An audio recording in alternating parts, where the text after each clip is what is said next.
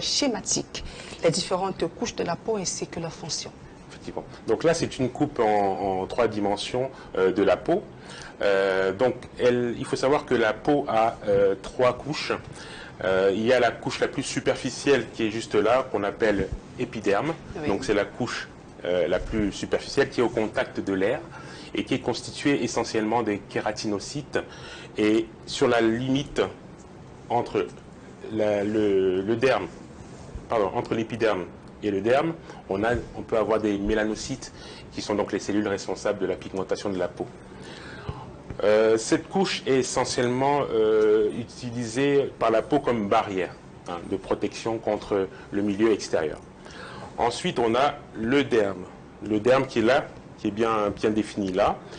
Ce derme est constitué principalement de...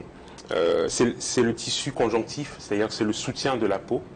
Et il est aussi l'élément nourricier de la peau, donc il contient les vaisseaux, des fibres nerveuses, des fibres sensorielles, donc dans la sensibilité du toucher.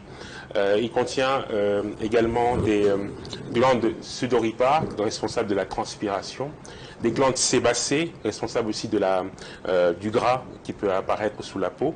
Et enfin, c'est pas dessiné là, mais il y a le filament, il y a le bulbe du poil, donc qui généralement émerge juste là, et puis on a un petit poil qui peut sortir sur des peaux où il y a le poil qui existe.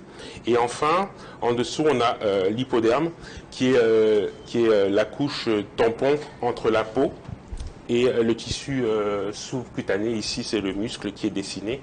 Donc, ce hypoderme contient essentiellement du tissu gras. D'accord. Alors, et lorsque une plaie s'installe sur la peau, comment s'effectue d'ailleurs le processus de cicatrisation? Donc là, on va voir la deuxième image pour davantage mieux expliquer le processus de cicatrisation d'une plaie. Alors, l'image est là. Alors, pour qu'il y ait une plaie, il faut qu'il y ait une agression, il faut qu'il y ait une effraction de la peau, une agression extérieure. Cette agression extérieure va trancher la peau. Donc là, c'est ce qui est dessiné.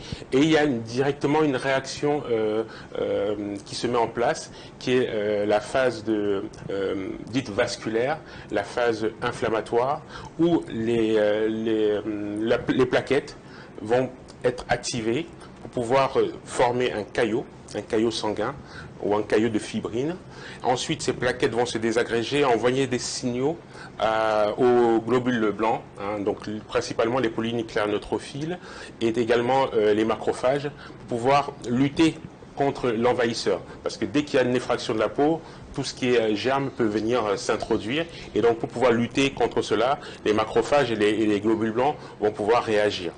Une fois, ceci permet d'éviter qu'il y ait une hémorragie et qu'il y ait une infection derrière. Oui. Une fois que c'est stabilisé, il y a la deuxième phase qui se met en place, c'est la phase de prolifération cellulaire. C'est-à-dire que les cellules vont maintenant commencer, notamment au niveau du derme, on a des fibroblastes qui vont commencer à se multiplier pour pouvoir combler l'espace vide qui a été créé. Une fois, ces fibroblastes vont travailler au niveau du derme. Une fois le derme rempli, il y a maintenant la partie épidermique qui va aussi se constituer grâce aux kératinocytes qui vont également se multiplier pour pouvoir fermer la brèche qui a été créée au niveau de l'épiderme. C'est la phase d'épidermisation. D'accord. Une fois cette phase-là terminée, on aura maintenant une phase un peu... Donc, les deux premières phases, elles durent en règle générale 2 à 3 semaines. D'accord. Une fois cette phase terminée, il y a une phase un peu plus longue qui est la phase de maturation ou de remodélage qui dure à peu près 12 mois à 18 mois, ayant pour but donc de pouvoir retrouver la peau à son état initial. D'accord.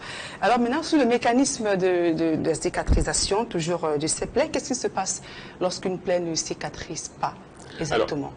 Lorsqu'une plaie ne cicatrise pas, il faut savoir que tout ce processus de cicatrisation se fait de manière en cascade.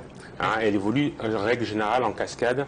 Et donc, lorsque une plaie ne cicatrise pas, c'est lié soit à un défaut de signalisation, pour dire que toi, tu dois prendre le relais. Donc, il peut y avoir un défaut. Et ce défaut-là peut entraîner soit une cicatrisation à l'extrême, une hyperprolifération, une hyperprolifération qui peut conduire à des cicatrices kéloïdes.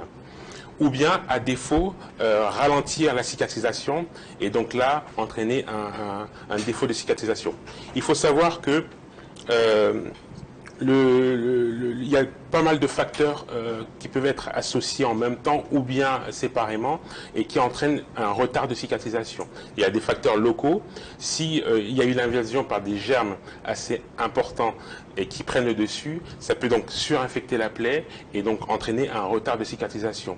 Il peut aussi avoir une plaie qui est très exsudative, c'est-à-dire qui laisse écouler beaucoup de sérum et donc ce liquide entraînant un retard également de cicatrisation, ou bien une cicatrisation qui est puisqu'on avait parlé du caillot sanguin, qui fait un caillot de fibrine et qui a du mal aussi en excès, qui a du mal aussi à entraîner la cicatrisation normale. Donc il peut avoir ces phénomènes locaux, mais également des phénomènes généraux selon le terrain du patient. Si un patient est immunodéprimé, si un patient s'il a des problèmes de cancer, d'hémophilie, d'hémopathie, s'il est diabétique. Donc il y a d'autres facteurs, mais dont on aura l'occasion de discuter. Merci.